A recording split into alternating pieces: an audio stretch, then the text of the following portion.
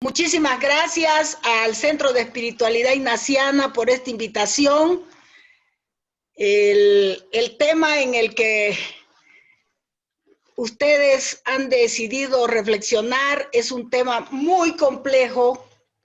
Una de las cosas que me sorprendió justamente fue el poco tiempo que han destinado a esta reflexión. 2 horas es poquísimo, es para hacer una introducción y eso es lo que yo les he planteado acá porque el tiempo no va a dar para más. Es un tema muy complejo y se lo puede abordar desde distintos lugares de enunciación, desde distintos locus. Es decir, la persona que ustedes hayan invitado para dar este tema podría ser cualquier persona y podría abordarlo desde distintos paradigmas. El tema de la sexualidad puede abordarse desde un paradigma biologista, puede abordarse desde un paradigma culturalista, puede abordarse desde la religión o puede abordarse desde un dispositivo de poder. La sexualidad como un dispositivo de poder. Yo lo voy a abordar desde ahí. La sexualidad como un dispositivo de poder. Pero además, no solamente voy a tocar el tema de la sexualidad, porque para mí, la sexualidad como dispositivo, si se la toca solamente haciendo referencia a la relación con el otro,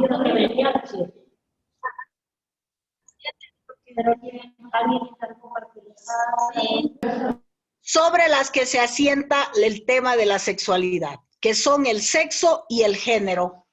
Entonces yo he llamado a esta charla sexo, género, sexualidad. La problemática del sexo, del género y de la sexualidad. Y cuando estamos frente a la problemática de esta triada, estamos hablando de un campo de fuerzas que pone en disputa la materialidad del cuerpo. El cuerpo es por excelencia el lugar donde se ejerce el poder y por lo tanto, cuando se habla de sexo, de género y de sexualidad, se está hablando de ese cuerpo y de quién es el llamado a ejercer poder. Y cuando decimos ejercer poder, nos estamos refiriendo a doblegar la voluntad de ese cuerpo. ¿Quién es el llamado a doblegar la voluntad de ese cuerpo? ¿Es el Estado? ¿Es la religión?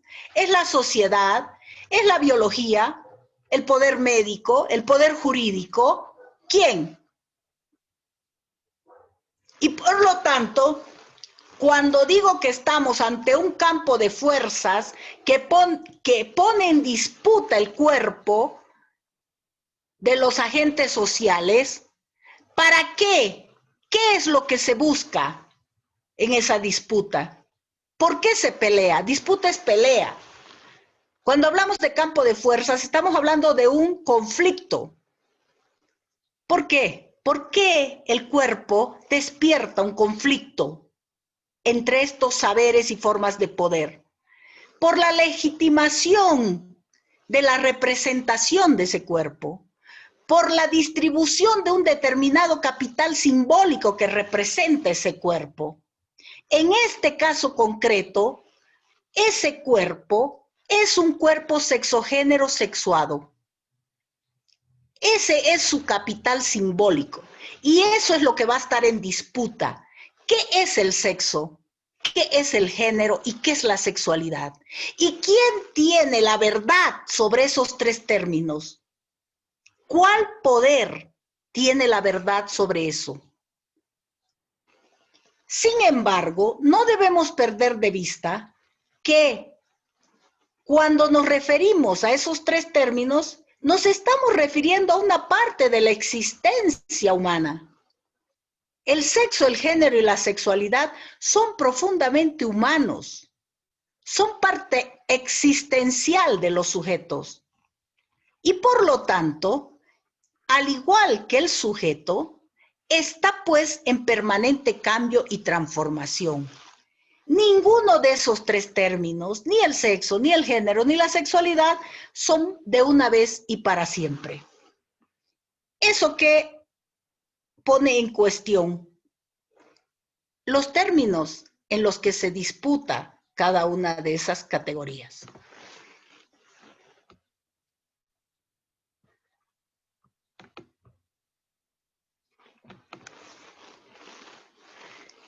Y cuando hablamos de sexo, género y sexualidad, ¿de qué vamos a hablar en concreto? Porque eso, cada uno de esos términos hace referencia a un mundo de cosas.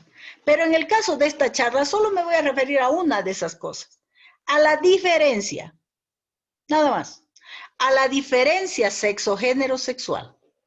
Porque me parece que ahí está el meollo de la cuestión, el problema en disputa.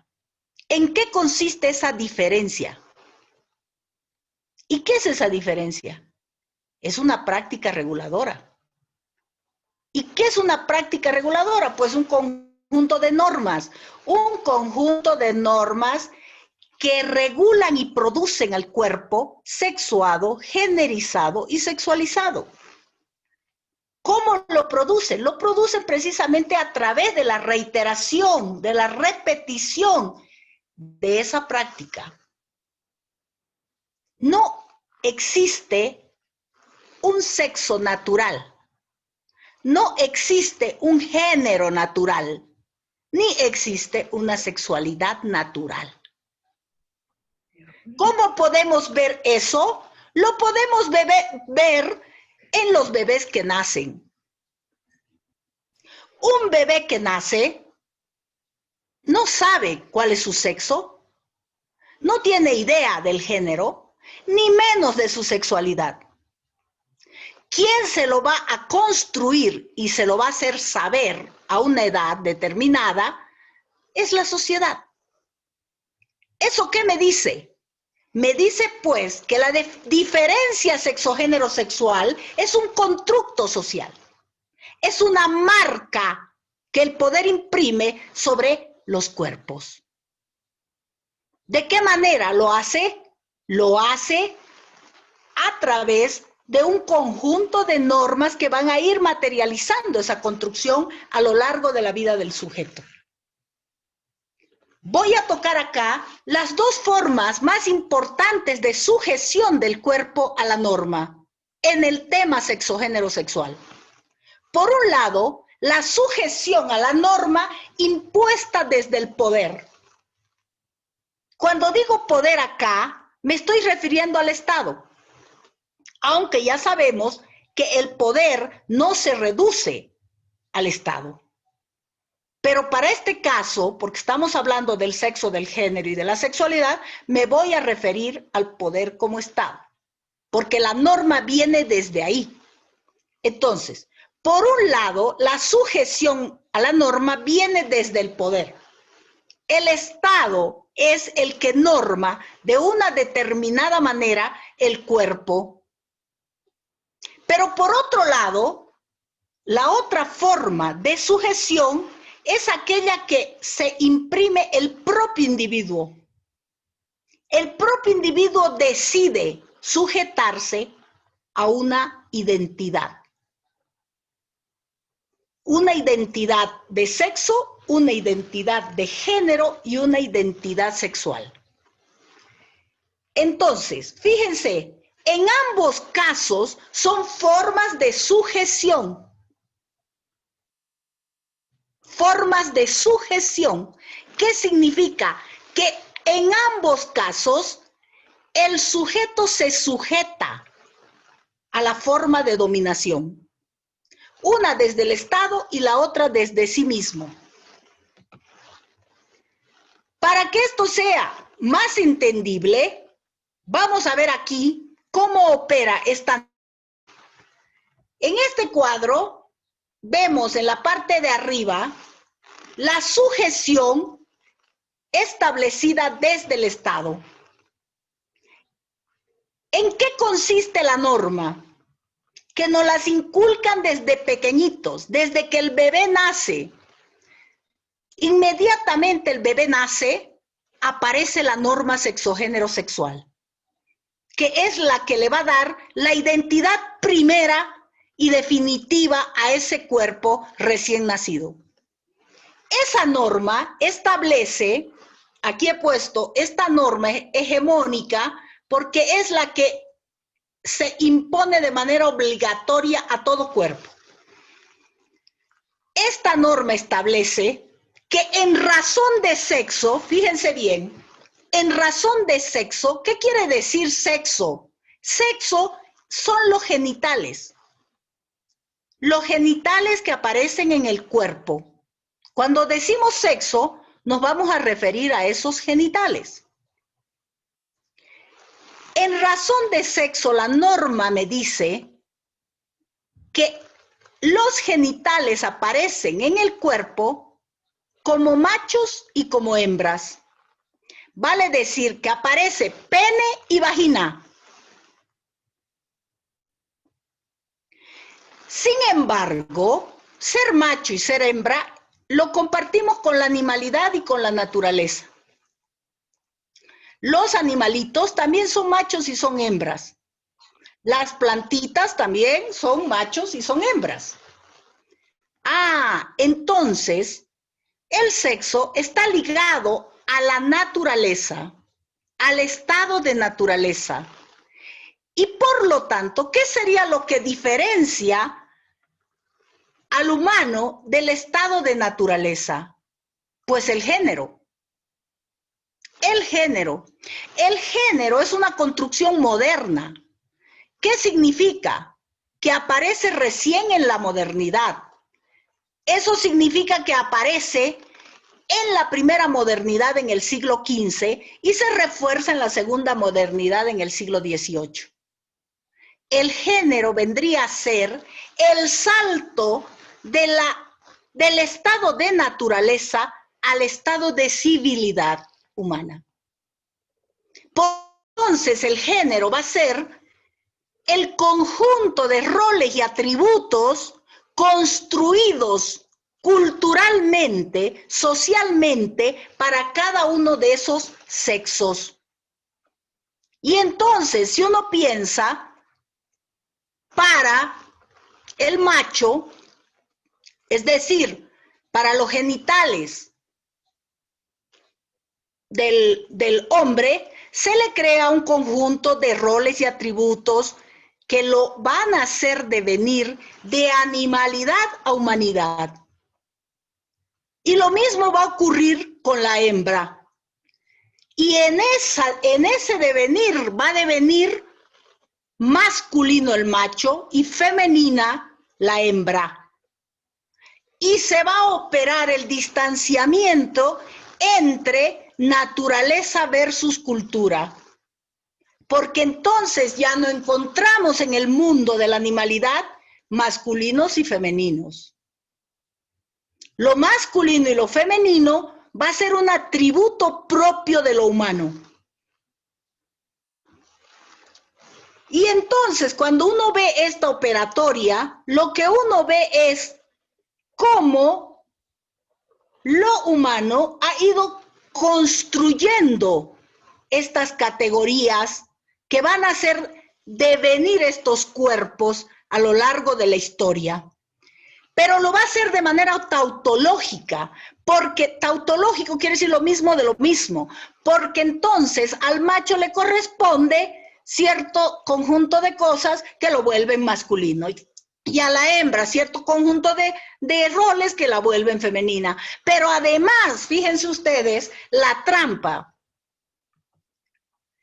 Esta hembra y este macho, devenidos masculinos y femeninos, como por un arte de magia, deben atraerse y acoplarse en un acto de radicalidad profunda llamado sexualidad. como si el acto de atraerse fuese mecánico. Y por lo tanto, la atracción es únicamente entre estos dos.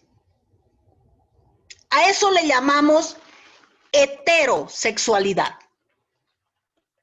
¿Por qué?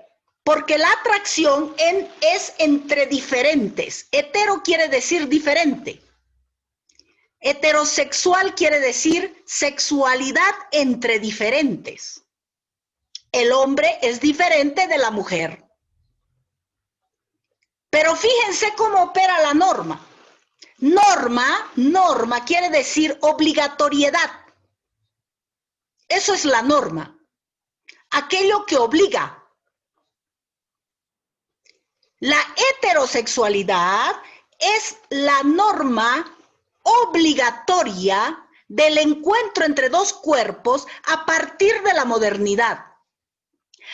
Antes de la modernidad no era hegemónica la heterosexualidad. La heterosexualidad fue hegemónica a partir del siglo XVIII. Si uno ve el mundo griego, las sociedades griegas no eran heterosexuales. Las sociedades griegas eran bisexuales. Bisexuales. ¿Qué significa? Que el hombre libre griego tenía en público una pareja masculina.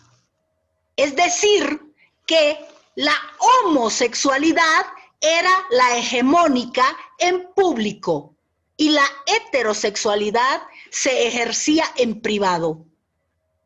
Nosotros no conocemos las mujeres de Platón, de Sócrates, de Aristóteles, pero sí conocemos los amantes masculinos de Platón, Sócrates y Aristóteles. Porque la sexualidad hegemónica del mundo griego era bi. En el mundo romano, la sexualidad no era bi, ni era hetero. ¿Qué era? Era pansexual. Son famosas las orgías romanas en la historia de Roma. En la Edad Media se prescinde de las formas de la sexualidad en público, pero se practicaba una amplitud de formas de la sexualidad en privado. Si avanzamos hacia el Renacimiento, vemos nuevamente cómo las prácticas se vuelven a cerrar y se promueve, sobre todo al final de la Edad Media, se promueve un desprecio muy fuerte por el cuerpo y una asexualidad. ¿Qué quiere decir eso? Que la sexualidad se reduce simplemente al acto reproductivo de la especie.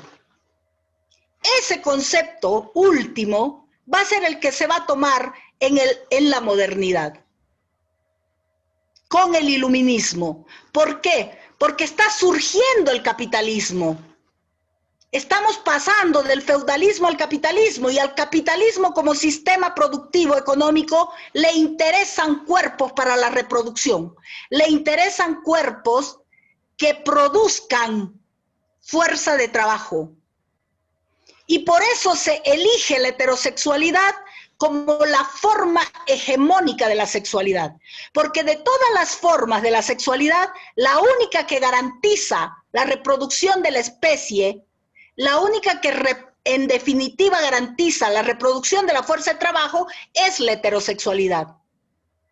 Si yo quiero tener humanos en serie para la reproducción capitalista, debo garantizar que hayan guaguitas.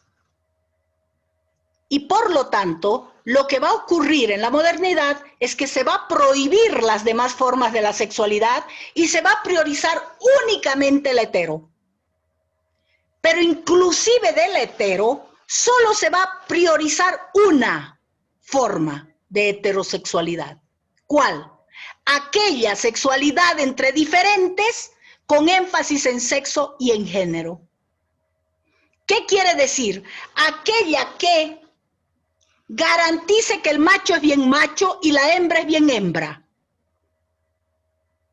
Porque si el macho es sospechoso, no es heterosexualidad. Y si la hembra es sospechosa, tampoco es heterosexualidad.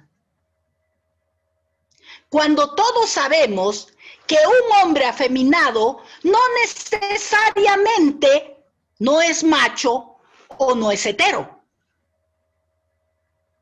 Pero la manera como se ha trabajado estas cosas responden a dispositivos de poder y a formas de saber bien intencionadas y bien precisas.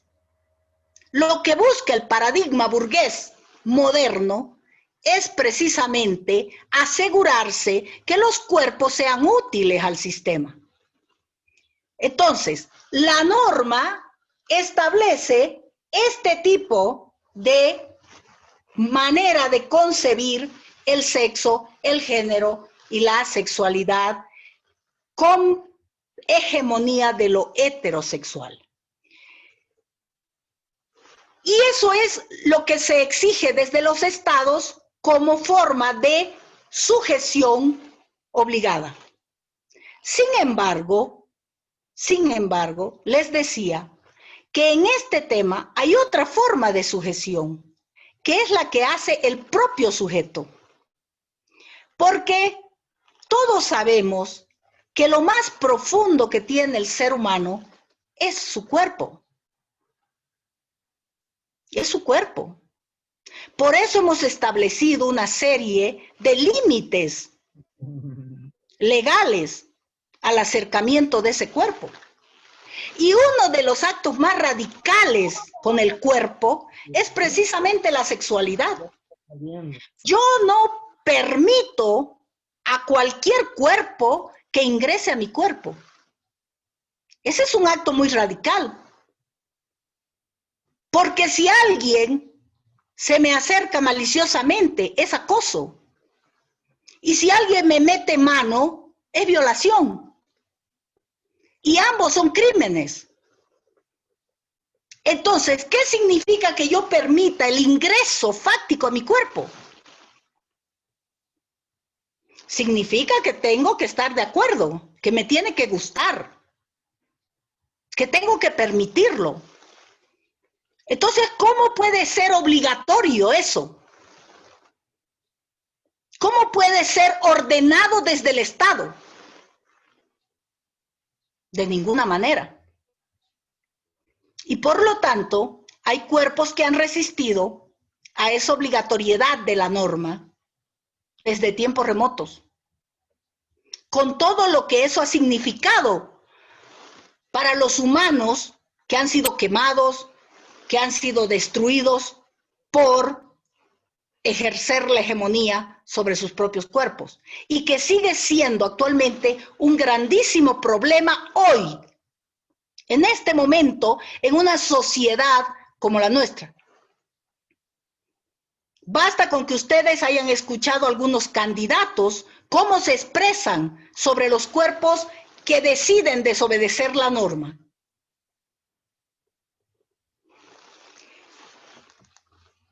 ¿Qué ocurre con esos cuerpos que deciden desobedecer la norma? La norma obliga, es obligatorio.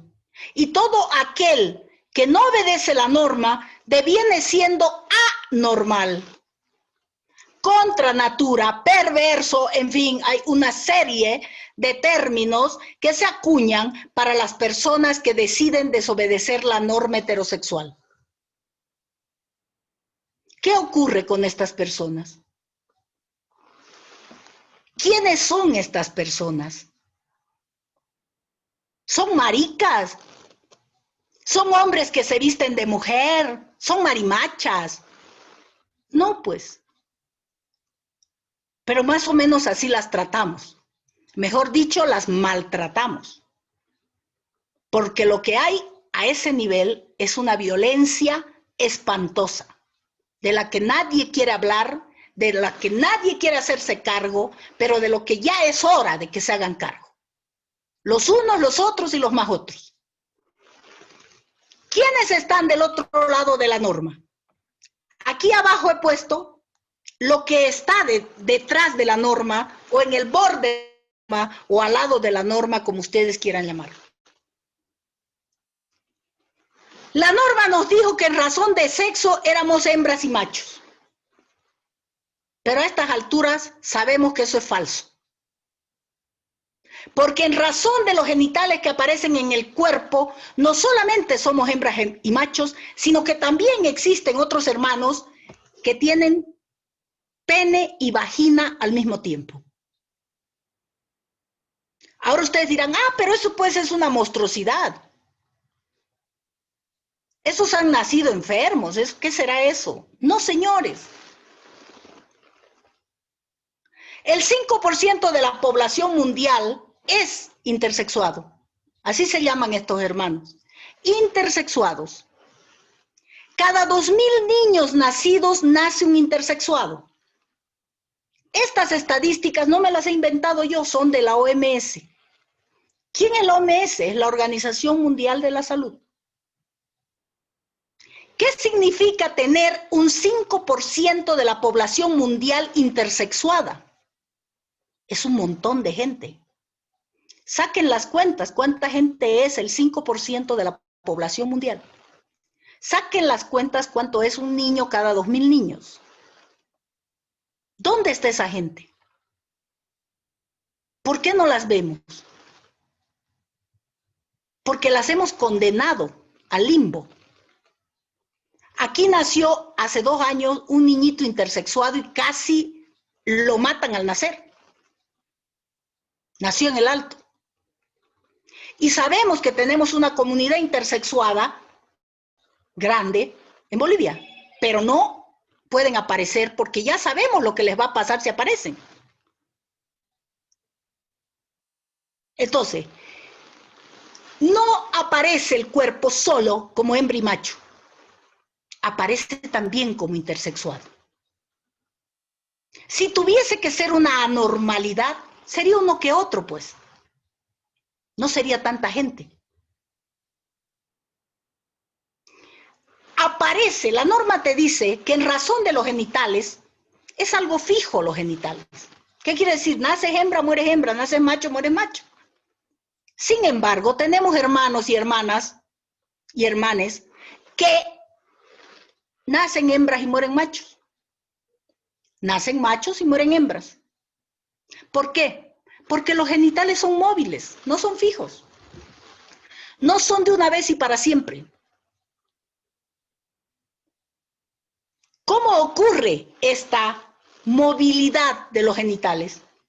A través de cirugías, a través de faloplastías, a través de vaginoplastías. Entonces, estos hermanos, estoy hablando en razón de genitales, de los genitales en el cuerpo. Ojo, estos hermanos se llaman transexuales. En Bolivia, la comunidad sexual es pequeña todavía. La comunidad intersexual es más grande que la comunidad transexual. Estas personas son maricas, son homosexuales, son pervertidos. No, pues, estas personas, les quiero decir, son heterosexuales. En el 99% son heterosexuales. Ahora, en razón del género, dijimos que el género son los roles y atributos y las características construidas para cada genital, para cada sexo. La norma nos dice que eso es masculino y femenino. Pero acá abajo tenemos todo un conjunto de seres humanos cuyo género no es ni masculino ni femenino. Puede ser masculino o femenino, puede haber un continuo entre uno y otro. ¿Quiénes son estas personas? Son los transgéneros, son los travestis, son los transformistas. ¿Cuál es la diferencia entre un transgénero, un travesti y un transformista? Todos ellos están subvirtiendo el género, no el sexo. En el anterior caso subvertían el sexo. Pero en este caso no es el sexo, es el género. Es decir, el conjunto de roles y atributos. Entonces, fíjense, el transgénero vive en el género distinto, pero no modifica sus genitales. Y cuando digo vive en el género distinto, me refiero a que de por vida está en el género distinto. Cuando hablamos del travesti, estamos haciendo referencia a una persona que transgrede el género de manera momentánea, no de manera permanente. Y cuando hablamos del transformista, estamos hablando de gente que transgrede el género de manera momentánea pero producida. En el anterior caso, son personas que transgreden el género de manera momentánea recurriendo a lo que tienen a su alcance.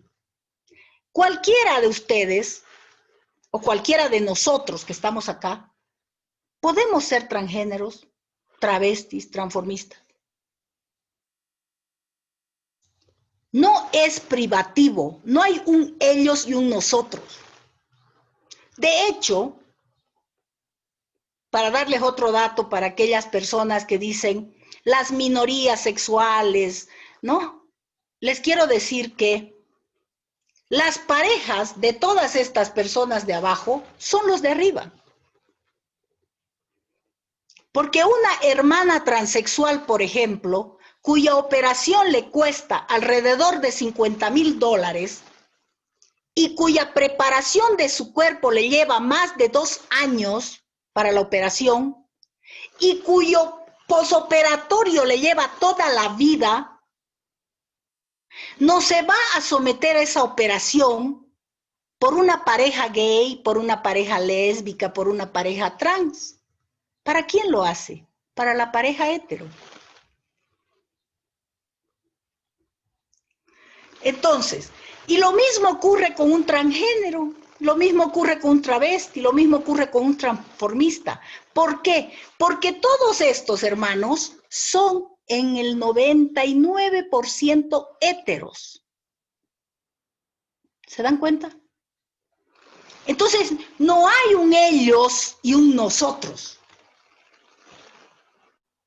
¿Por qué? Porque estas formas del cuerpo y sus expresiones y su expresión más radical, que es la sexualidad, es fluida. Es fluida. No vamos buscando vaginas y penes para enamorarnos. Vamos buscando a la persona, al ser humano que está en ese cuerpo. ¿Qué ocurre con el tema de la sexualidad? Dijimos que el sexo hace referencia a los genitales, a la parte biológica, el género es la construcción para esos genitales y la sexualidad es la manera como se combinan estos sexos y estos géneros en una relación amorosa, afectiva, donde intervienen todo lo que somos, nuestros afectos, nuestra cultura, nuestras creencias, todo lo que es un ser humano interviene a la hora de compartirse con el otro. Yo no dejo entrar a cualquier ser humano a mi cuerpo. Para que entre alguien a mi cuerpo, eso es un acto muy radical. De amor, de confianza, de gustos, de placeres, de muchas cosas que nos constituyen. Entonces, esas formas como me relaciono con el otro, jamás podría ser una sola y obligada, como ha pretendido la norma en la modernidad, desde la modernidad hasta hoy. ¿Qué otras formas alternativas hay para ese compartirme con el otro de manera radical? El compartirme entre iguales. A eso llamamos homosexualidad. Compartirse homos iguales, compartirse entre iguales. Y ahí es donde están las personas que conocemos como gays y como lesbianas. Son los únicos que se comparten entre iguales. Los demás no. Entonces, no es correcto decir a todos ellos maricones, porque no son maricones. Ya debe estar claro a este punto que los únicos a los que podemos decir maricones, que además es un término despectivo, serían los gays. ¿Qué otra alternativa de compartirme con el otro tengo? La bisexual. La bisexual, que ya la hemos visto en la historia. Todas estas formas de la sexualidad estaban en la historia de la humanidad. Han estado presentes siempre. En algunas épocas, unas más hegemónicas que las otras. La bisexualidad es la práctica indistinta, con un distinto o con un igual, que puede ser en el mismo momento o simultáneo. Y luego tenemos, fíjense, la pansexualidad. La pansexualidad. La heterosexualidad, la homosexualidad y la bisexualidad, para realizarse como práctica, se referencian en los genitales. Hay una exigencia de genitalidad en esas tres formas de sexualidad. Entonces, si yo soy hetero, necesito la confirmación de que realmente el otro es distinto a mí. Si yo voy a practicar la homosexualidad, lo propio. Y si voy a practicar la bisexualidad, igual. Sí, en la pansexualidad se prescinde de la genitalidad. ¿Qué significa eso? Que yo no voy a ir a verificar si tú eres macho, si soy hetero. O no voy a ir a verificar si sos hembra, si soy homo. En la pansexualidad, yo te voy a amar por lo que eres. No me importa qué genitalidad tengas. Me vas a gustar, te voy a permitir el ingreso a mi cuerpo por muchas otras razones que no tienen que ver ni con mi sexo ni con mi género. Esa es la pansexualidad. Porque fíjense, actualmente, el colectivo LGBT, que son estos de abajo, hacen exactamente lo mismo que la norma hace arriba. Es decir, obliga. Entonces, si yo me reconozco lesbiana, solo y únicamente puedo establecer una relación con otra mujer. Y si me enamorara de una mujer, que se me aparece mujer, pero a la hora de irme a la cama con ella, resulta que ésta tiene un pene, la mato. La mato. ¿Se dan cuenta? Todos los más de 90 casos de crímenes de odio que tenemos en Bolivia actualmente impunes tienen que ver con este tipo de relaciones. De personas que se han enamorado de un ser que se les ha aparecido ahí, pero en tanto y cuanto han comprobado que los genitales no corresponden a eso que están viendo, han metido 15 puñaladas, 50 puñaladas, en fin. Ustedes ya conocen esos casos que aparecen cotidianamente en la prensa. Entonces, la pansexualidad es esta forma de sexualidad que no recurre a la exigencia de la genitalidad.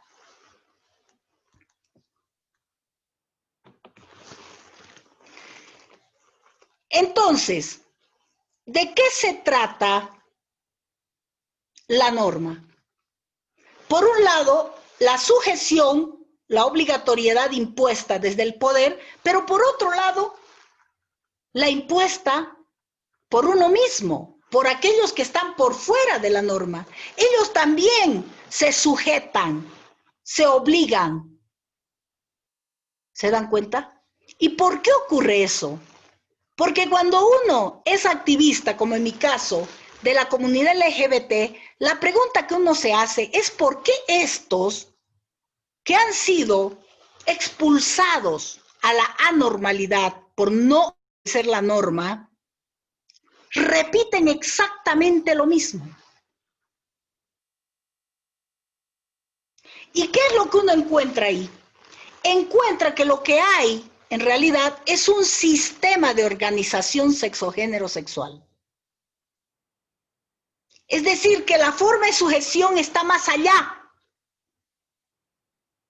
que simplemente la voluntad del poder o la voluntad de la identidad, en el caso de los otros. ¿Y cómo opera este sistema de organización sexogénero-sexual?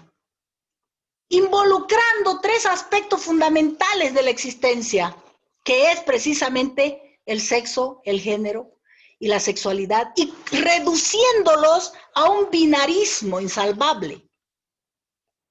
Es la manera como puede reproducirse.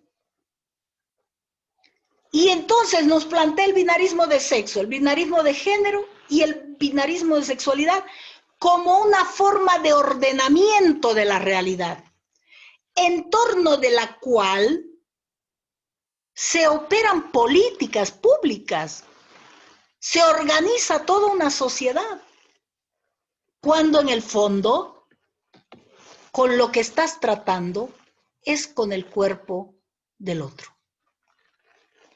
Veamos el binarismo de sexo. Dijimos que el sexo es lo biológico. El binarismo de sexo sería la creencia y la práctica que construye la realidad como si en la realidad solo existieran esos dos. Ya sabemos que no son esos dos solamente, que hay otras posibilidades. Sin embargo, el binarismo nos plantea la realidad del cuerpo como simplemente sujetas a dos formas de aparición genital. Cuando también nosotros sabemos que no es posible pensar el cuerpo solo como un cuerpo de hembra o como un cuerpo de macho, porque en un cuerpo nosotros podemos ver el continuum hembra-macho. ¿Dónde lo podemos ver el continuum hembra-macho? En el andrógino. ¿Es el andrógino un marica? No. O podemos ver el continuum hembra-macho en un hombre afeminado. ¿Es ese afeminado un marica? No. No necesariamente. Hay muchos hombres afeminados que no son maricas.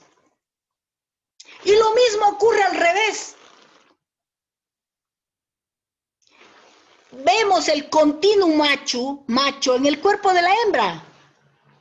¿Es una mujer masculinizada una lesbiana? No necesariamente. ¿Se dan cuenta? Pero si nosotros damos como cierta la creencia y la práctica del binarismo de sexo, pues sí, tajantemente vamos a volver sospechoso todo cuerpo que no sea macho-macho o hembra-hembra.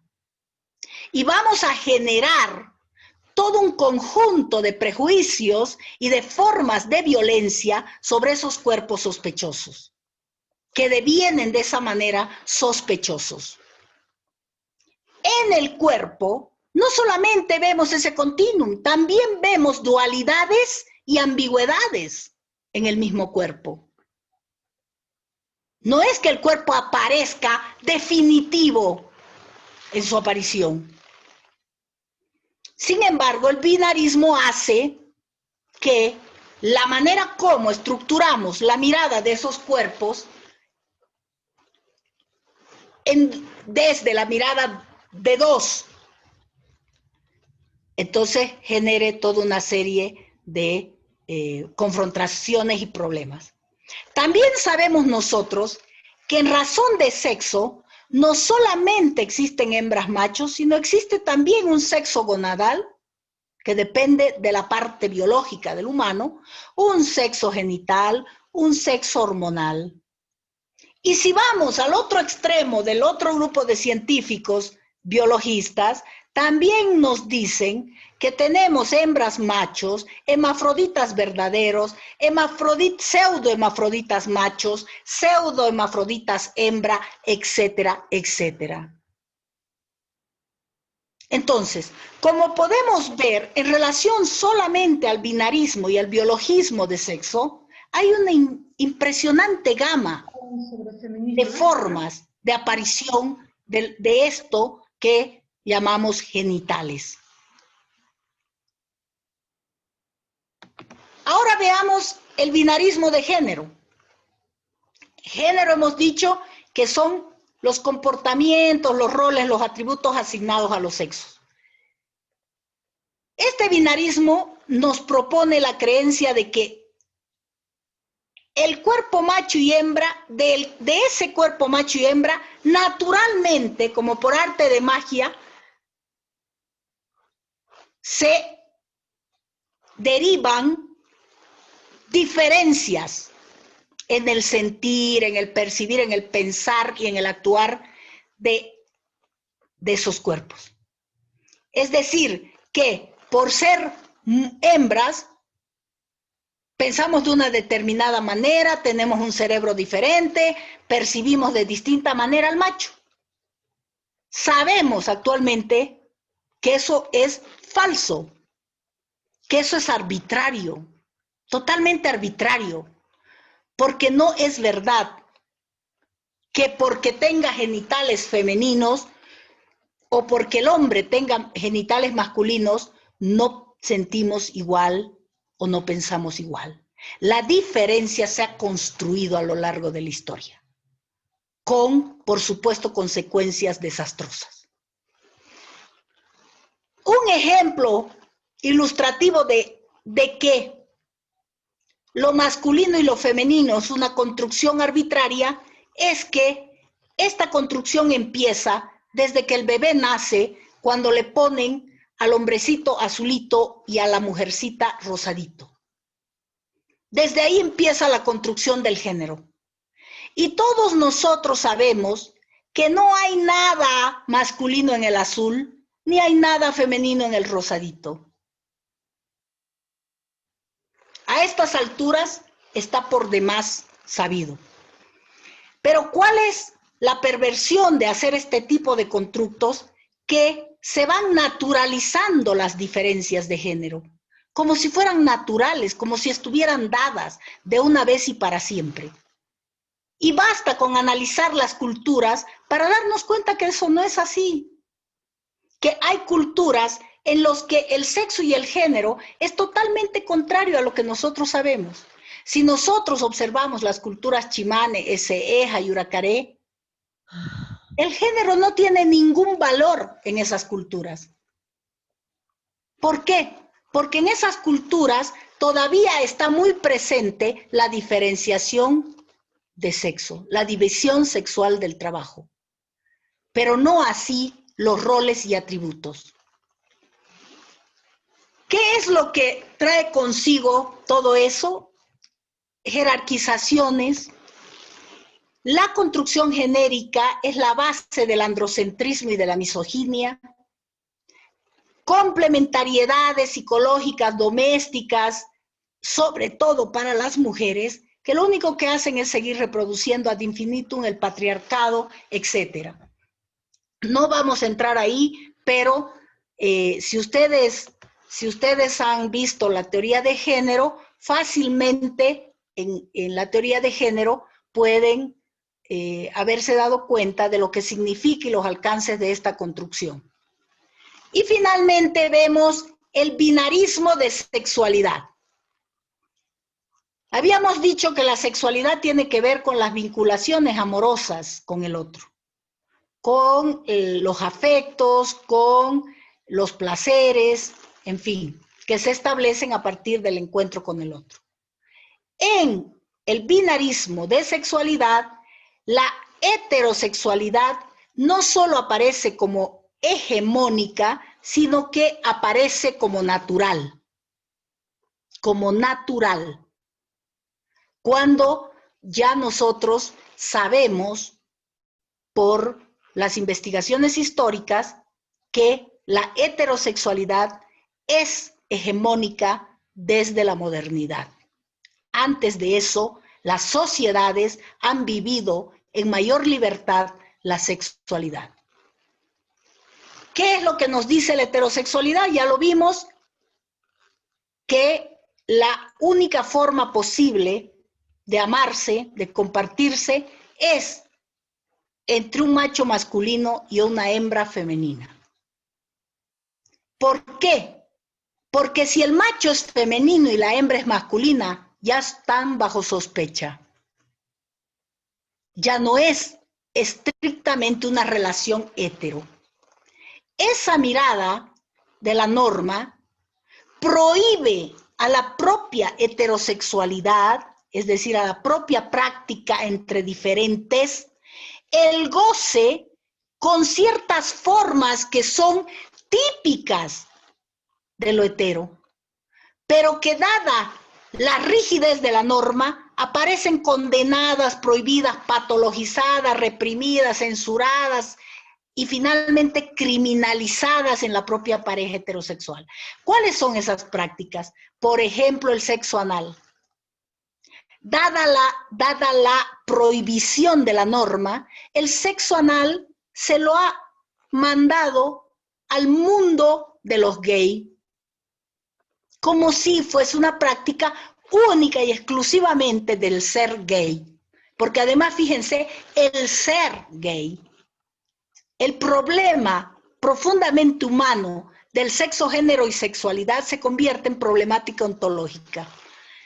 El cunilingus, otra de las prácticas del goce y del placer entre los humanos, se destierra al mundo del lesbianismo, que es otra de las formas de la homosexualidad.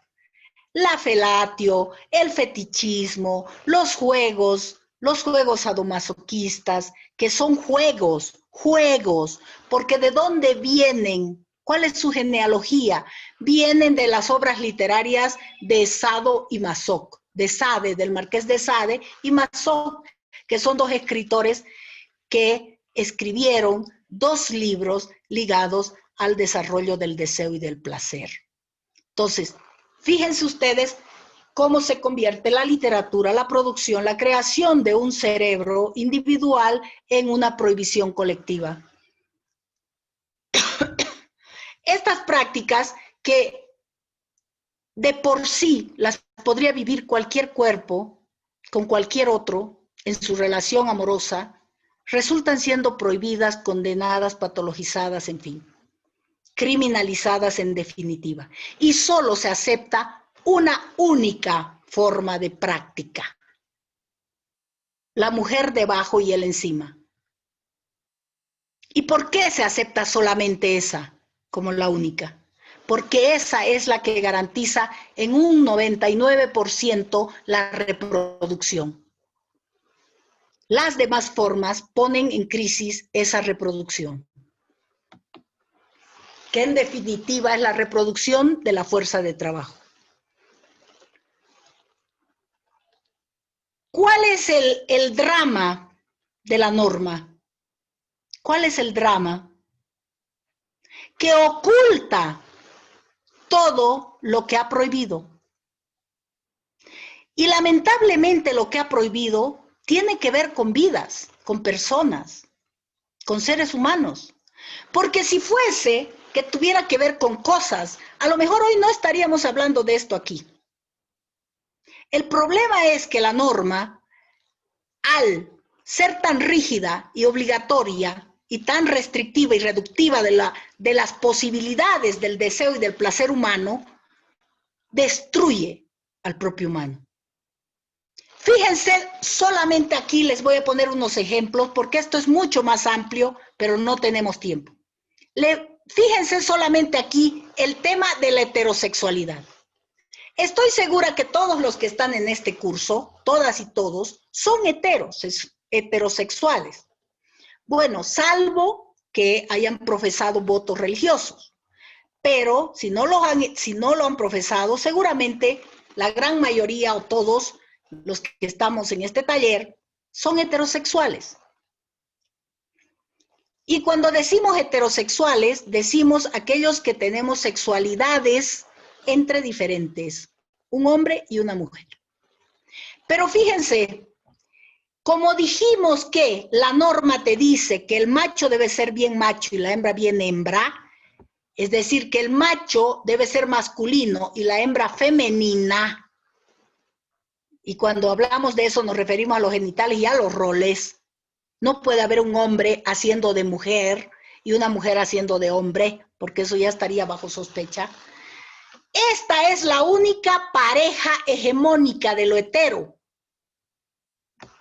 ¿Qué quiere decir la única pareja hegemónica? La única pareja reconocida como hetero.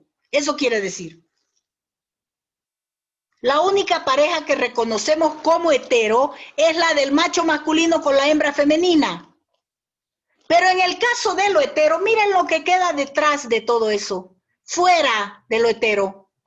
El macho masculino con hembra masculina, el macho femenino con hembra femenina, el macho femenino con hembra masculina, el intersex macho masculino con intersex hembra femenina. Les dije que los intersex son heteros.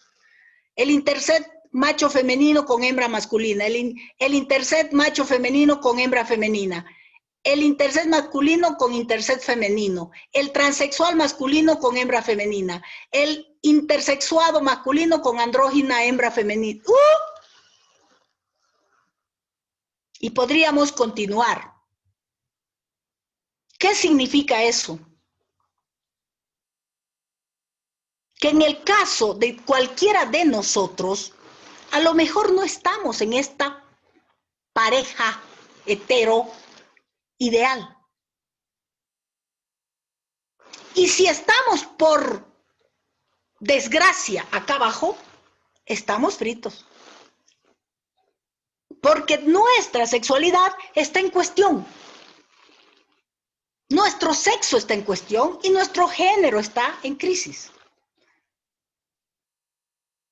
Y por ende, nuestra persona y lo que somos está en crisis. Porque, para bien o para mal, el cuerpo nos define. Como decía un poeta y como decía un filósofo, lo más profundo que tenemos es la piel. Y cuando dice eso, se refiere a que lo más profundo que somos es nuestro cuerpo.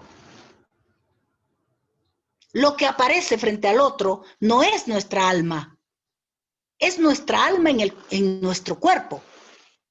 Somos fundamentalmente cuerpos en relación con otros cuerpos. Y nos sentimos y nos amamos a través de nuestros cuerpos. Entonces, si yo te pongo en crisis eso, voy a provocar en ti todas las formas de violencia inimaginables. Porque no solamente, si tú estás acá abajo, te estoy obligando a que calces en algo que tú no eres, sino que te estoy obligando a que lo hagas de esa forma. Si nosotros habláramos en actuales, diríamos, te estoy obligando a que te violen de manera sistemática e institucionalizada. ¿Qué es lo que ocurre en un altísimo porcentaje de matrimonios actualmente? Porque las parejas se comparten de manera obligatoria y cuando están compartiéndose se dan cuenta que no son felices, pero no hay retorno. Porque la norma heterosexual te está impuesta desde que naces. Los heterosexuales no deciden ser heterosexuales. Están obligados a hacerlo. Ni siquiera se lo piensan. Si eso es lo que querían ser o no. Y luego tienen que cargar con lo que eso significa cotidianamente. Una de las hipótesis que estoy trabajando actualmente es que muchos de los divorcios y mucho de la violencia contra las mujeres que termina desgraciadamente en la muerte, en los feminicidios, tienen que ver con el hastío respecto a la imposibilidad de ser felices con el otro. La hipótesis que estoy manejando es que esa violencia tiene que ver con la insatisfacción del deseo que te impone la norma heterosexual. Porque no se puede ser feliz cuando alguien te obliga a compartirte con alguien que a ti no te pinta, de ninguna manera. Decimos que la violación es un crimen, pero los matrimonios son la forma institucionalizada de esas violaciones cotidianas. Mi investigación va por ahí. Ahora veamos qué ocurre con la homosexualidad. Dijimos que la homosexualidad es la sexualidad entre iguales, con énfasis en el sexo, pero no en el género. ¿Qué quiere decir? Que tú puedes ser lesbiana, es decir, dos mujeres, es decir, que biológicamente en razón de sexo tienen vagina, pero una de ellas puede cumplir los roles de mujer y la otra puede cumplir los roles de hombre. Eso quiere decir con énfasis en sexo y no en género en el mundo homosexual. Lo mismo vale para los gays. Pero como el mundo de las sexualidades disidentes es un mundo sumido en la oscuridad del desprecio y de la normalidad, entonces se les obliga, se les enseña, se les presiona también a estos grupos disidentes a calzar en la norma de alguna manera para que puedan ser aceptados. Eso es lo más dramático de todo esto, porque entonces tenemos estas formas de violencia. Por ejemplo, ¿qué sería un gay hegemónico o una relación homosexual hegemónica? Sería un macho masculino con un macho femenino. ¿Y qué sería esa misma relación entre mujeres? Es decir, en las relaciones lesbianas, una hembra femenina con otra hembra masculina. ¿Por qué? Porque están siendo obligados a la mimesis con la heterosexualidad. Entonces buscan asimilarse lo más parecido a la norma, aunque en definitiva son totalmente lo contrario. Son totalmente desestructurantes de la norma. No hay manera de que se asimilen. Porque el deseo y el placer es devenir constante, es transformación, es fluidez. No se puede encasillar el deseo, el placer, los afectos. Pero puestos como están estas cosas, se obliga igual a estos grupos a comportarse de manera tautológica con la norma y por supuesto que allí donde se obliga se deja por fuera todo el resto. Y en el mundo de la homosexualidad también se deja por fuera, miren todas estas posibilidades que tenemos acá de ser gays y de ser lesbianas. Pero en el movimiento LGBT no se van a reconocer esas formas, se las va a reconocer como anormalidad dentro de lo propio anormal. Cuando decimos y hablamos de la perversidad de estas construcciones sociales y culturales, estamos hablando pues de la perversidad de la mente humana para doblegar no solamente las voluntades, sino también las formas afectivas de los cuerpos y de sus manifestaciones eróticas. Aquí les he puesto algunos ejemplos porque son muchísimos más, pero no tenemos tiempo. Por ejemplo, ¿qué otras formas de lo homosexual masculino tendríamos? El macho masculino con macho masculino, macho femenino con macho femenino, intersexuado macho masculino con intersexuado macho femenino, transexual masculino con transexual masculino, transexual masculino con macho masculino, transexual con macho femenino, andrógino, macho masculino con macho, en fin. Ustedes tienen este documento, así que lo pueden leer con más detalle y más calma. Acá lo propio, la relación lésbica, es decir, la relación entre iguales, entre dos mujeres, también la única reconocida por el movimiento LGBT es la primera. Todas las otras formas que existen, por supuesto, no son reconocidas como lésbicas. Entonces, si aparece una hembra femenina con otra hembra femenina, está bajo sospecha. Porque lo que se busca es que la hembra femenina esté con una hembra masculina. De la misma manera como se pone bajo sospecha en el mundo de la heterosexualidad. Y cuando hablamos de la bisexualidad, imagínense, esos cuadros anteriores se multiplican por 4, porque unos valen para la relación de este con el hombre o de esta con esta.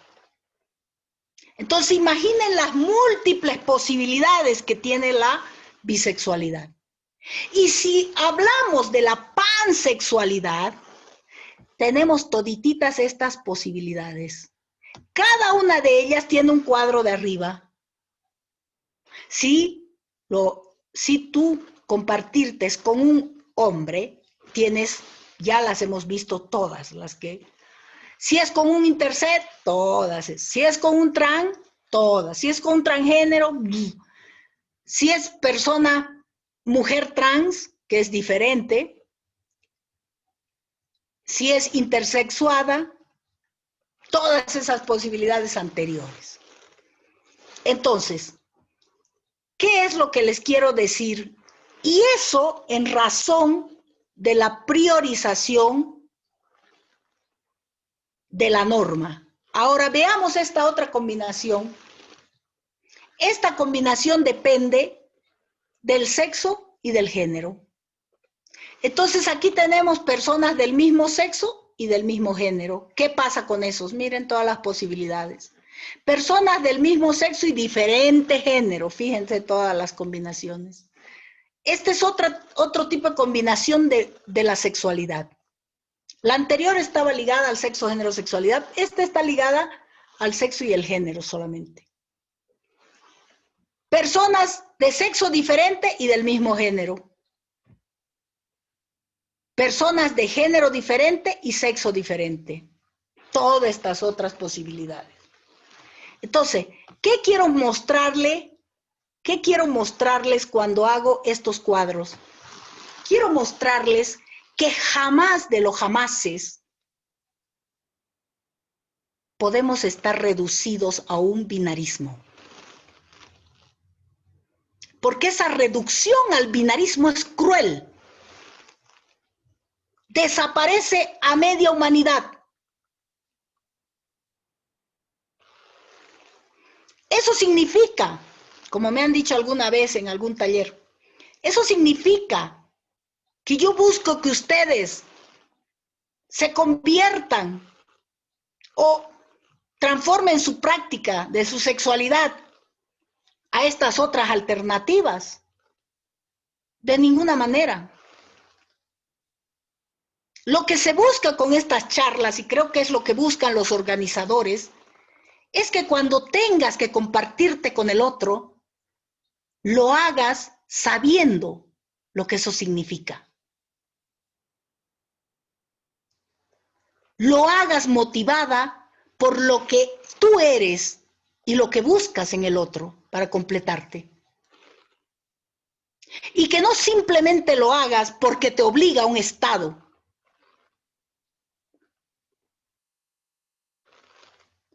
Porque nuestro cuerpo, desde el punto de vista de las religiones, es sagrado.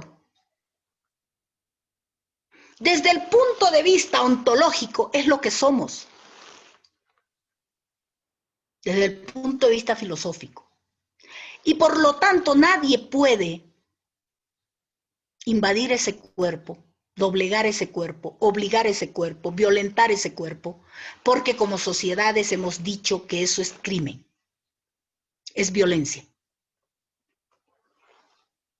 Yo debo estar con la persona que yo amo, que me gusta, que me atrae, con la que siento placer, con la que me siento feliz, no con la que me obligan a estar. A eso le llamo ética. Ética. detrás de mi relación con el otro hay una ética radical. ¿Qué es esa ética? Es un compromiso radical con la otredad. Eso es lo que hace que yo no acepte la imposición desde el poder sobre mi cuerpo.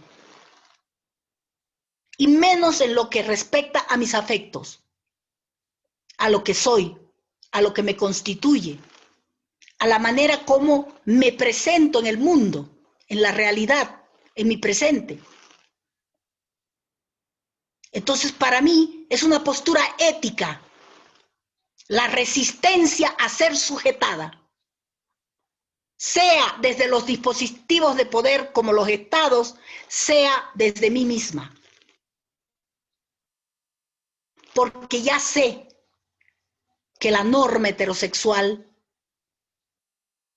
la significación sexo-género sexual, es constituida, es inventada histórica y socialmente. Y si hay un invento que se usa para destruir a otros seres humanos, hay que cambiar el invento. Hay que cambiar el invento. Si esa norma es el justificativo para destruir a otros humanos, hay que destruir la norma. Porque la norma la hemos inventado los humanos. Y no se vale inventar cosas que sirvan para la destrucción del otro. Y por eso la resistencia es por doble partida, a ser sujetados y a ser gobernados. Y cuando digo gobernados, me refiero a mi cuerpo. Quiere decir normado, obligado. Yo soy mi cuerpo. Yo me expreso a partir de mi cuerpo.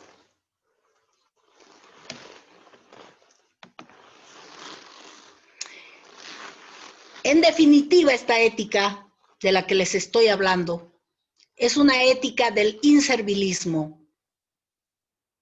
Inservilismo, de sujeción respecto a una supuesta naturalidad del sexo-género sexualidad, que convierte a los humanos en especies, en seres diferentes.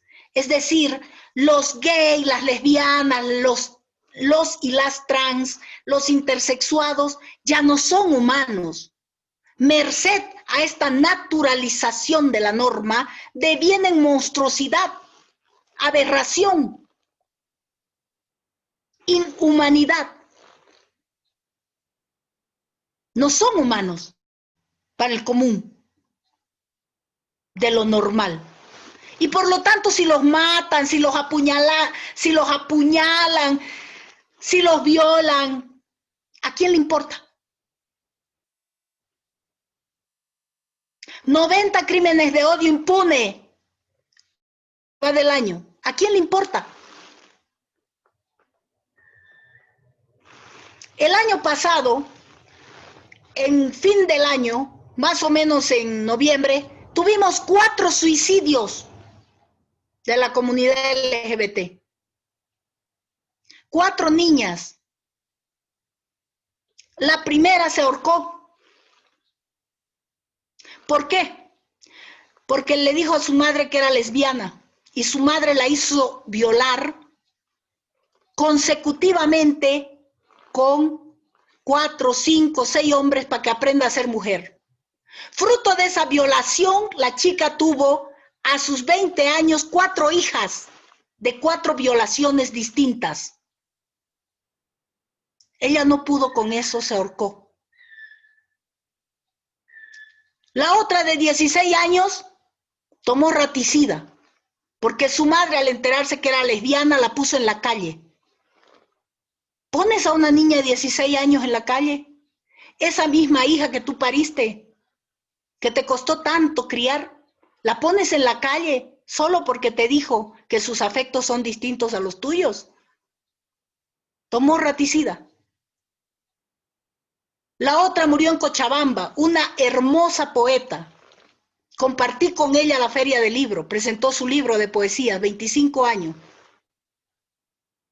Se drogó con LSD. Y eso hace un efecto alucinógeno y se tiró de un puente en Cochabamba. ¿Quién sabe de esas muertes? Nadie. ¿Por qué? Porque el asesino impune son las familias. ¿Quién mete presa a esas familias? ¿Quién les hace pagar esos crímenes? Y las familias, ¿cómo los presentan esos crímenes? No los van a presentar de la manera como se los digo yo. ¿Por qué? Porque les da vergüenza. Pero quienes somos activistas en esos colectivos sabemos perfectamente de qué mueren estas personas. Y ni qué decir de las compañeras trans, que son las que más sufren el impacto de la violencia de esta perversidad sexogénero-sexual en sus propios cuerpos. Ayer mismo, una de las conductoras del programa Nosotrans, del canal que yo soy la gerente, del canal Aviala, un chango le metió un tijerazo aquí en el cuello. Por eso no aparece en pantalla. Entonces, ¿hasta cuándo? Esta sociedad moderna que se precia de humanista, ¿dónde está ese principio? ¿Dónde están los supuestos derechos humanos? ¿Por qué humanos? ¿Acaso estos no son humanos? No son humanos. Para esos derechos, estos no son humanos, son no humanos. Entonces, esta ética, este compromiso radical con el otro, lo que busca es acabar con esas identidades opresivas, que lo único que han hecho ha sido cosificar al otro, reducir el erotismo amoroso, el erotismo sexual, la expresión más hermosa del ser humano, que es su contacto con el otro, su compartirse con el otro, la han convertido en una forma de sujeción y de dominación. Personalmente, como activista, mi pelea es por destruir estas normas que lo único que hacen es reducir la potencia humana a los genitales. Nosotros no somos nuestros genitales. Y con esta norma sexogénero-sexual nos convertimos en nuestros genitales. Porque devenimos hembras, devenimos machos, devenimos hetero, devenimos homosexuales, como si fuésemos eso. Y cuando uno ve a un gay, lo primero que dice, ese es un gay. Ese no es un gay. Ese es un ser humano maravilloso que tiene una práctica homosexual. ¿Eso qué significa? Que una pequeña parte ínfima de sí mismo tiene que ver con su homosexualidad. Pero no lo vemos. Lo maravilloso que ese ser humano es, no lo vemos, solo vemos lo que hace con sus genitales. De la misma manera que cuando decimos indio, no lo vemos al gran capitán Chimane, maravillosa persona que dirige a todo un pueblo Chimane. No, vemos un indio de mierda. Vemos el color de su piel. ¿Hasta cuándo?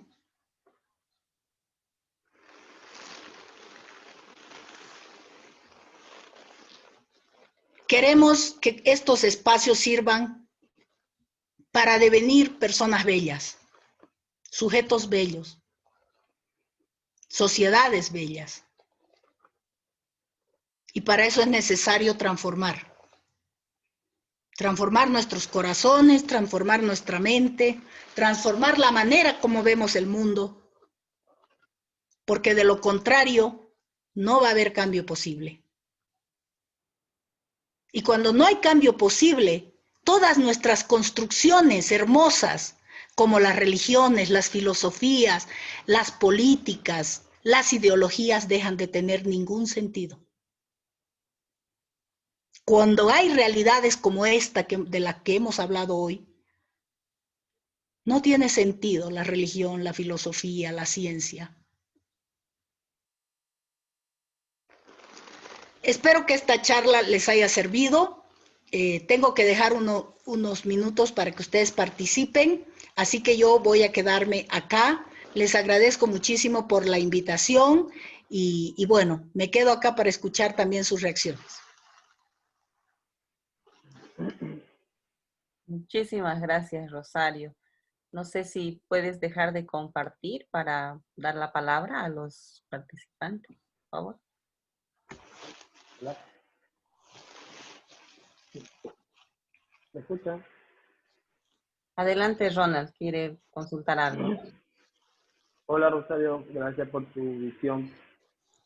Hay una cosa que la voy a expresar que no coincido contigo, pero también como para complementar, a ver si estoy desafado de la realidad. Por ejemplo, veo como la visión del cuerpo y lo que me preocupa, por decirlo así, que no se puede caer como un dualismo, porque se pone énfasis en el cuerpo en función de la construcción que se vaya dando según la sociedad y según tiempo histórico. Entonces, no sé si se puede prestar para que una cosa es el cuerpo y otra cosa es el ser o el espíritu, por decirlo de alguna forma. ¿Ok? Porque puedo tener mi cuerpo y en función de lo que yo veo o pienso que soy, lo voy construyendo o desarmando, por decirlo de alguna forma. Uno. Dos, no coincido contigo, evidentemente, con la cuestión del sexo, que es una construcción, pero bueno, tú tienes tus razones y yo tengo las mías. Lo que sí veo también, varias ideas que anoté para expresarlas, coincido contigo que hay grupos que no son reconocidos por la sociedad. Pero una cosa que sí me preocupa, Rosario, no solamente por la charla, sino que he visto también, es que estos grupos que son parte de la sociedad, que no sé, ser humano como soy yo, como soy vos, se quieren como que imponer en sus normativas. Es decir, yo no quiero imponer mi normativa supuestamente heterosexual, pero me he topado con personas que no son reconocidas, que supuestamente son denominada minoría y quieren como obligarme a comulgar con su visión, con su norma. ¿Ok? Y históricamente, no solamente en el siglo, en la modernidad se reconoce la heterosexualidad, ya eso viene desde hace tiempo. Incluso un hecho que todavía no hay respuesta es el pueblo judío. Es una de las pocas sociedades antiguas que respeta e impone la heterosexualidad. Sabemos que, por ejemplo, los persas de Egipto, romanos y los griegos, que son los más reconocidos, ellos tenían la práctica de la homosexualidad, aunque sí le daban mucho hincapié al matrimonio en función de la procreación. Entonces, en la historia del pueblo judío se puede constatar que ellos es antiguo, que luego San Pablo, cuando cristianiza, se pone una hegemonía como tal de la heterosexualidad y del matrimonio. Y por último, yo considero de que el sujeto no solamente decide si es hetero obligatoriamente. Hay casos en verdad de personas heterosexuales que fueron obligados a casarse, pero hay personas que no, que viven su heterosexualidad y veo un peligro que se quiere imponer la idea de que son heterosexuales porque el sistema así lo quiere. Porque yo pienso que un ser sexuado tiene que reconocer su placer en el cuerpo, el afecto hacia esta persona y la atracción, que puede coincidir con mi sexo, por decirlo así, porque sabemos que si tiene una visión distinta del sexo genital o no puede coincidir. Luego yo me puedo denominar hetero, bi y todo eso. Entonces, bueno, quería expresar todas esas ideas para, como un complemento o una alternativa a lo que tú dices. Y gracias por escucharme, Rosario. Sí, hay varios paradigmas que explican el tema de la sexualidad. Uno es ese que tú has mencionado, que es el religioso. Todas las religiones todas, no solamente la cristiana, la judeocristiana, todas las religiones tienen interés en el cuerpo. Y obviamente, en particular, en la sexualidad. Es un paradigma complejo que podríamos verlo en otro lado, cómo es que se expresa ese interés de la religión, qué busca la religión cuando se interesa en esto, y qué religiones son esas, si son las universales o son las religiones colectivas, ¿no? Porque tenemos que ahí ver las religiones que tienen que ver con criaturas individuales o colectivas. Pero también hay el paradigma biológico. El paradigma biológico, de hecho, es la base de la mirada de las religiones. Es otro paradigma explicativo de la sexualidad y del sexo y del género. Y el otro paradigma fuerte es el cultural, es decir, el sexo, el género, la sexualidad adquieren sentido como construcción histórico-política en el marco de una cultura. No es lo mismo el sexo para una persona chimane, ayorea, que para un esquimal.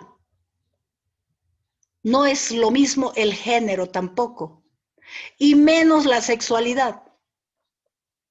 Entonces, cuando decía que a lo largo de la historia no era hegemónica la heterosexualidad, no me refería a que no existía la heterosexualidad. Por supuesto que como práctica siempre ha existido, pero no era la principal ni la obligatoria. Habían otras. El problema es, en la genealogía de la sexualidad, el problema es por qué se desaparece al resto de las prácticas sexuales y se prioriza a esta en particular, ¿no?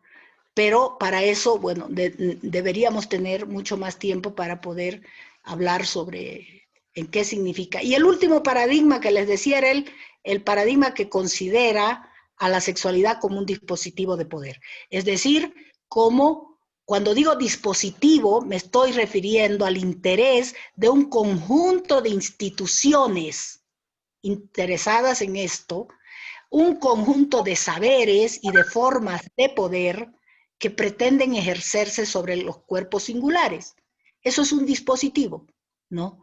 ¿Qué es lo que buscan? Bueno, en esta pequeña charla he mostrado una pequeña cosa de lo que buscan, ¿no? ¿Y por qué lo hacen de esa forma estos dispositivos?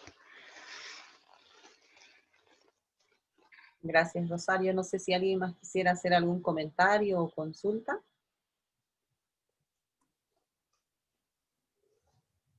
Buenas noches, Rosario. Un gusto escucharla. Gracias. Tengo una pregunta a hacer. Bueno, no soy de acá de Bolivia, pero vivo por un tiempo y poco se escucha hablar sobre este tema de la comunidad LGBT y también cómo el Estado de Bolivia se comporta delante de esos, ¿no? Me gustaría saber un poco a partir de dos puntos o dos ámbitos distintos, ¿no? No sé si usted podrá también contribuir en este sentido. Primero, a partir del Estado de Bolivia, si hay políticas públicas, si hay alguna reflexión o algún contributo del Estado para proteger o actuar junto a estos que, como tú has hablado, por muchas veces tienen sus vidas amenazadas por la sociedad, por el prejuicio y muchas veces son muertos y muertas, ¿no? ¿Hay alguna actitud por parte del gobierno de Bolivia en este sentido?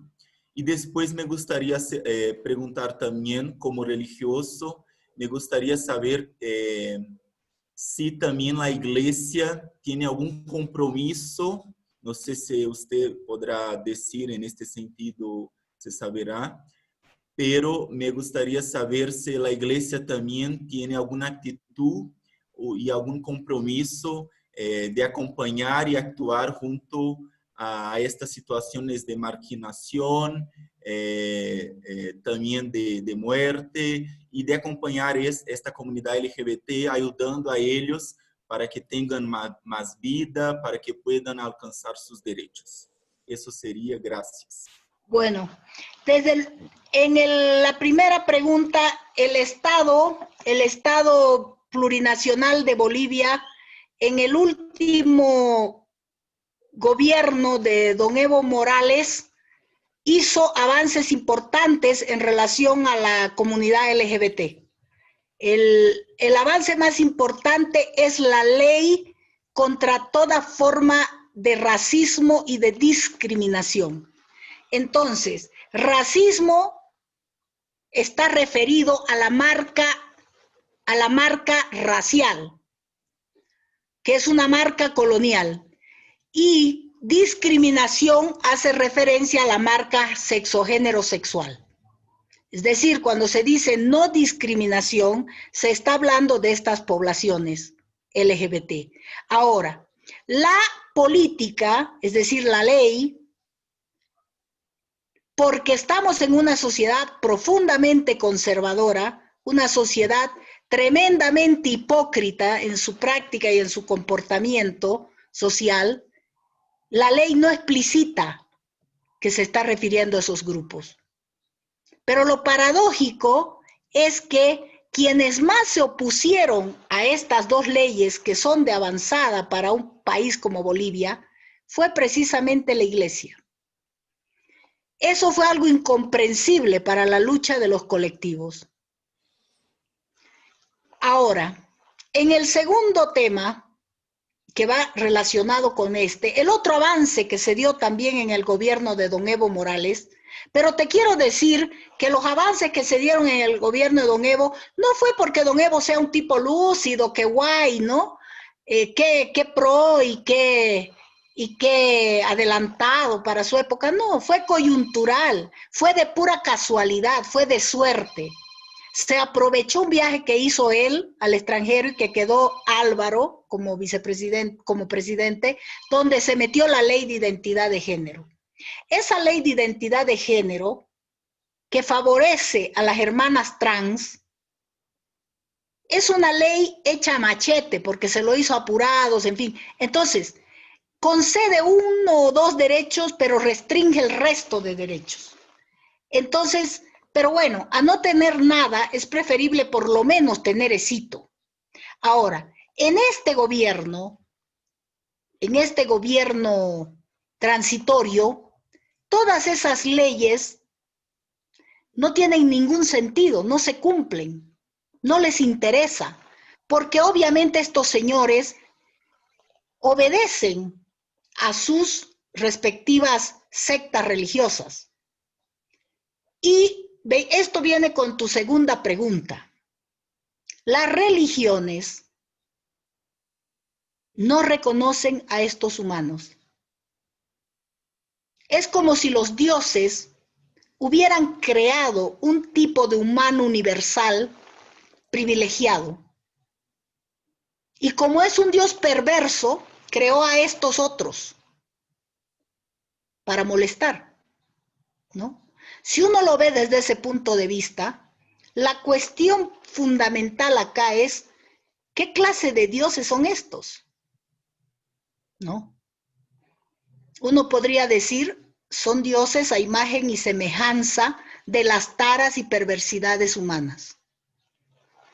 Entonces ahí entra en crisis la religión, porque no está dando respuesta a la problemática que está enfrentando este tipo de subjetividades hoy. Espero que eso conteste tu pregunta. Muchas gracias, Rosario. No sé, una preguntita más vamos a invitar para que terminemos puntual. Hoy estamos cerrando. Ahora, quiero acotar una cosita, que cuando digo las religiones, tengo que obviamente decir que hay excepciones, porque, por ejemplo, los los Merignol de Cochabamba y los jesuitas aquí en La Paz, para mi gusto, son las dos órdenes que están más a la vanguardia de estos temas en la reflexión teórica. Yo he sido invitada durante 3 años consecutivos a la Universidad Merignol de Cochabamba y de ahí a IDECA en Perú para tratar estos temas, y con cursos larguísimos de 1 mes reflexionando sobre este tipo de cosas, y han sido motivados por los jesuitas y los Merignol. Entonces no puedo generalizar, ¿no? Creo que hay una iglesia muy conservadora todavía, pero hay una iglesia de vanguardia que también está queriendo entender lo que sucede en estos temas y poniendo solución. Gracias, Rosario. ¿Alguien más quisiera hacer alguna consultita? Yo quería hacer una pregunta o un comentario, no sé, Rosario. A veces tal vez sea como una justificación de nuestra mentalidad para no como acoger todas estas realidades, de decir que una persona llega a ser homosexual o porque ha sufrido una violación de niño y que es como volver a practicarlo como una venganza. Tal vez eso sea como, no sé, tal vez sea un poco mi conocimiento, mi entendimiento en este campo, pero tal vez sea una manera de justificar, o sea, esa realidad que está en la persona. Mira, la pregunta que has hecho es súper interesante porque me olvidé decir eso. Eso de que soy lesbiana o soy gay porque me violaron cuando era niño, que no sé qué, son mitos. Se llama mitología LGBT, le llamamos nosotros. Son mitos. Quizá puede ser que uno que otro caso haya sido porque te violaron, pero no es así. La subjetividad trans, la que depende del sexo y la que depende del género, el niño sabe desde que tiene uso de razón que es trans. Es decir, cuando él te dice o ella te dice, yo lo sabía desde que tenía uso de razón, ¿qué te está diciendo? Te está diciendo cuándo tiene uso de razón un niño, más o menos a los 5 añitos, por ahí, 5 o 6 añitos, ¿no? Entonces, ¿y qué quiere decir cuando él te dice desde que tengo uso de razón? Te dice que él se dio cuenta de la imposición del género, se dio cuenta de la construcción que la sociedad estaba haciendo del género en su cuerpo y él la empezó a violentar. ¿Cómo te das cuenta que tu hijito es trans? Porque no va a aceptar, si es hombrecito, no va a aceptar el pantaloncito, quiere el vestidito de su hermanita. Y si es niña, no va a aceptar el vestidito. Ella quiere el pantaloncito, el avioncito, el carrito, las cositas de hombre. Ellos, estos niños, ya te están diciendo que van a ser trans. Pero ¿qué hace la mamá? Los va a pegar, el papá los va a pegar, los va a violentar y ellos van a ceder. Por supuesto que van a ceder porque no son locos para dejarse matar con sus padres. Sin embargo, cuando esos niñitos crezcan, ahí va a estar nuevamente la subjetividad trans. ¿Te das cuenta? Ahora, esos son los que violentan el sexo y el género. Ahora vayamos a la sexualidad. Un gay o una lesbiana o un bi no te puede decir que él desde que era niño, desde que tenía uso de razón sabía. ¿Por qué? Porque el tema de la sexualidad tiene que ver con el impulso erótico. ¿Y cuándo aparece el impulso erótico en los humanos? No aparece cuando eres niño, aparece cuando eres adolescente. Entonces, ¿tú cuándo te vas a dar cuenta que eres gay o que eres lesbiana o que eres bi o que eres pan? Cuando ya tengas el impulso erótico, ya lo sientas, ya te des cuenta qué te atrae y qué no te atrae. ¿Te das cuenta? Entonces los gays, cuando te dicen, yo desde que era pequeñito, desde que tenía uso de razón, me di cuenta que era gay, Eso es mitología. Y es muy probable que ese chico que te lo está diciendo no sea un gay, sino un trans. Porque mucha de la subjetividad trans no transita del todo. Se queda a medio camino.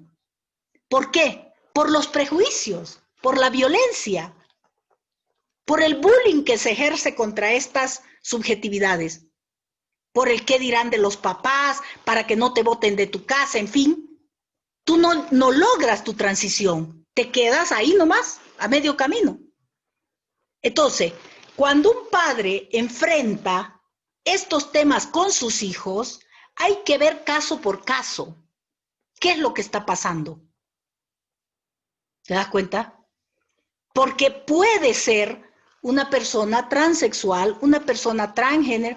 Por ejemplo, en la persona transexual, desde que tenga uso de razón, ella va a querer genitales diferentes al suyo. No los va a aceptar. Va a intentar suicidarse, porque cada que se baña ve un pene ahí donde esa persona cree que debería ir una vagina, o al revés. Entonces tú no estás frente a un transgénero, estás frente a un transexual.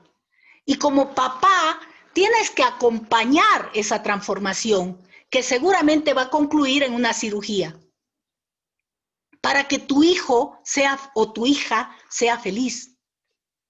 Porque de lo contrario vas a tener un hijo o una hija que cada cierto tiempo va a intentar el suicidio. Porque no se puede vivir siendo lo que uno no es. ¿Se dan cuenta? Entonces, hay que ver cada caso, de qué se trata. Yo tengo muchas personas que se conectan a mi Face cotidianamente y empiezan diciéndome, Rosario, soy un hombre de 40 años, casado, con hijos, amo a mi esposa, amo a mis hijos, tengo un matrimonio feliz, pero cuando mi esposa se va de la casa, yo me pongo su ropa. Y me gusta ponerme su ropa de mi mujer. Rosario, ¿qué soy? ¿Soy un marica? ¿Soy trans? ¿Soy un homosexual? ¿Qué soy? Le digo a mi esposa, quiero decirle a mi esposa porque la amo. No sos ni marica ni trans, sos un travesti. Sos un travesti. Eso no te hace homosexual. Pero ¿le puedes decir a tu esposa que sos un travesti? No. Yo nunca les aconsejo que lo digan, porque esa esposa lo va a poner en la calle, le va a quitar a los hijos, le va a decir sos un marica, ya me lo hiciste con otro hombre. Y el pobre tipo es simplemente un travesti, porque uno charlando con él lo que te cuenta es lo que hace un travesti. Pero estas sociedades, para que se den cuenta el grado de violencia, eres capaz de destruir todo un hogar, los hijos, la familia, todo, solo porque al hombre le gusta el fetiche de transvestirse. Y todo eso va por la vía de la norma. Lo que tenemos acá que cuestionar es esa perversidad, para que devengamos libres y podamos respetar y convivir con estas formas de aparición de lo humano en el mundo. ¿Te he explicado?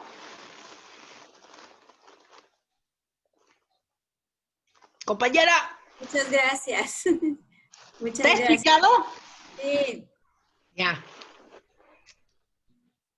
Muchísimas gracias, Rosario. A nombre del Centro de Espiritualidad Ignaciana, otra vez te agradecemos por aceptar esta invitación, ¿no?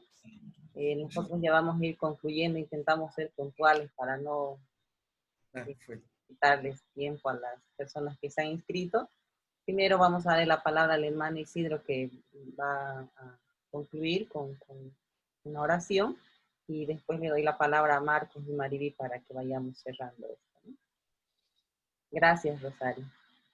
Gracias. Les invito a que agradezcamos y además demos las buenas noches al Señor o le pidamos que bendiga nuestra noche, ya que estamos en la noche. Vamos a orar una oración muy simple, hoy día de nuestra poetisa Adela Zamudio. Ella es maestra de poesía y narrativa, es cochabambina, falleció hace casi 100 años y es pionera también de la lucha por los derechos de la mujer y exponente de la cultura boliviana. Y tiene una hermosa poesía que es una oración de la noche. Entonces, así como hacemos a veces en la escuela, yo voy a decir cada verso y todos ustedes lo repiten.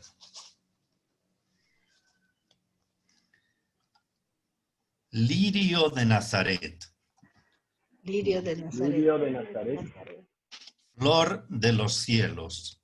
Flor de los cielos. Lucero de la tarde. Lucero de la tarde. Yo te saludo al declinar el día. Yo te saludo al declinar el día. Ruega por los humildes pecadores. Ruega por los humildes pecadores. Alivia sus miserias y dolores. Alivia sus miserias y dolores. Santa Madre de Dios y Madre mía. Santa Madre de Dios y Madre mía. Por el anuncio que Gabriel te trajo. Por el anuncio que Gabriel te trajo. Cuando bajó del cielo. De que el Hijo de Dios tuyo sería. De que el Hijo de Dios tuyo sería. Yo repetir en tu alabanza quiero. Yo repetir en tu alabanza quiero. Las palabras del ángel mensajero. Las palabras del ángel mensajero. Y te digo con él, Ave María. Y te digo con él, Ave María. Ave María. Ave María.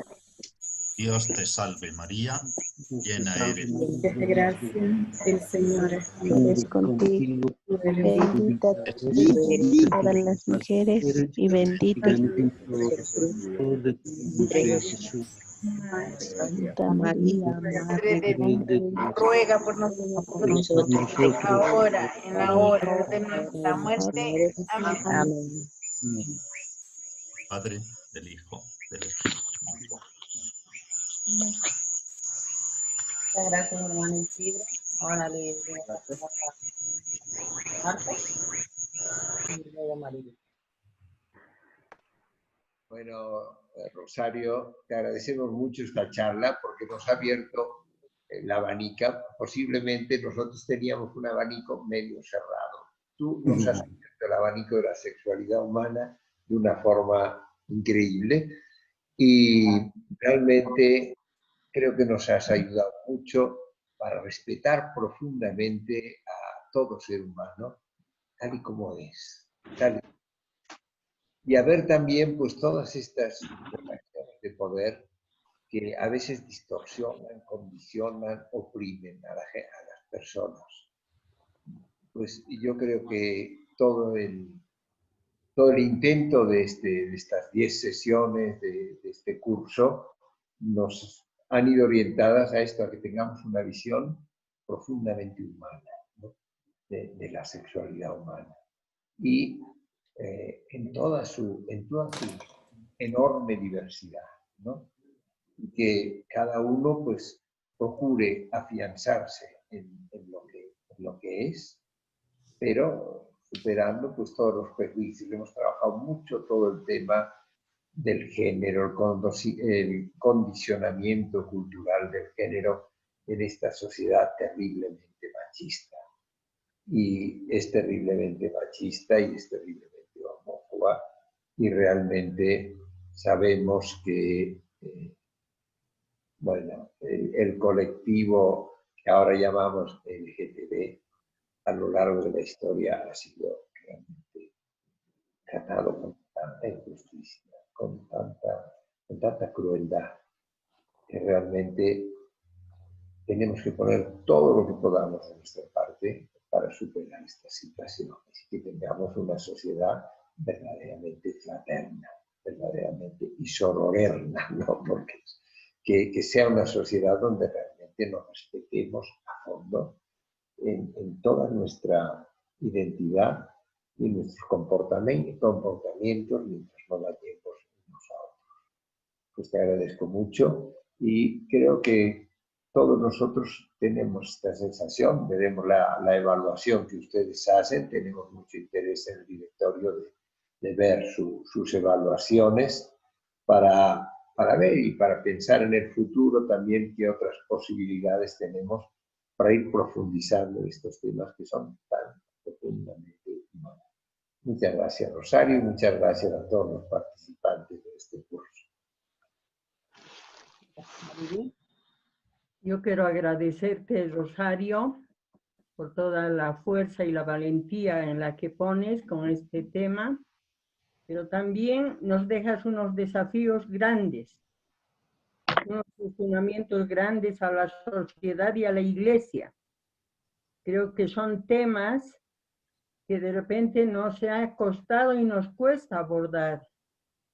Y ciertamente nos damos cuenta con estos 10 talleres que hemos tenido, que hay muchas cosas que tenemos que trabajar a nivel personal, a nivel congregacional, a nivel de institución, a nivel de sociedad.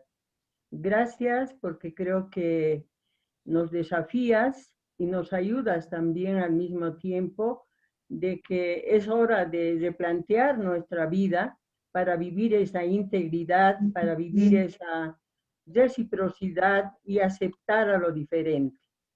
Para eso tenemos que estar preparadas, aceptándonos primero nosotras, nosotros. Gracias de veras. Seguramente te vamos a volver a llamar y te vamos a volver a pedir que nos sigas ayudando.